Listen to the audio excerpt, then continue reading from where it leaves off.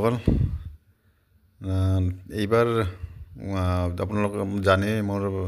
জবেলি মই মানে farm start কৰিছিলোঁ সেইবাবে এইবাৰ যেতিয়া ধান পুটাৰ সময়ত হয় শাওনৰ মাহত ছুটীত আহিছিলোঁ শাওনৰ মাহত মই আৰু দাদা লগ লাগি খেতি কৰিছিলোঁ কিছু সংখ্যক মাটি 15-16 বিঘামান তো খেতি কৰিছিলোঁ খেতি কৰি এতিয়া ধান আকৌ মাৰিবৰ সময় হ'ল তো দাদা লাগি আছে বাৰু ময়ো আৰু ছুটীত আহিলোঁ আহি পেলাই ধান কাটা হোৱাৰ পিছত এতিয়া আজি ধান মাৰা আৰম্ভ কৰিছিলোঁ তো এনেকৈ ধান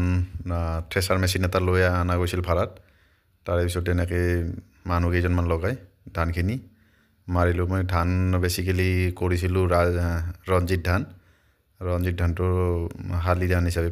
ইউজ কৰা যায় তাৰপিছত জহা ধান কৰিছিলোঁ কিছু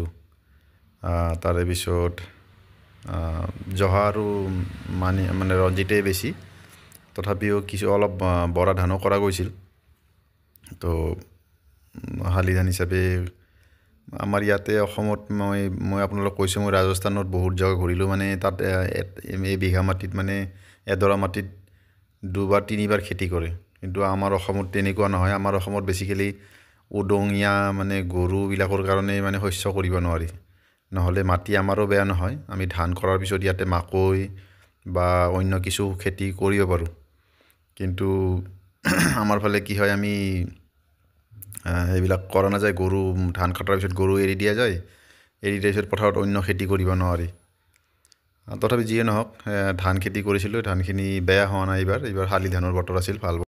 এইবাৰ শালি ধানৰ বতৰ আছিল শালি ধান ভাল হৈছিল এয়া মোৰ ধানৰ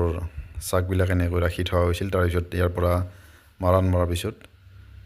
মোৰ এইবিলাক ধান মোৰ টোটেল হৈছে 200 মোনমান মোৰ ধান হৈছে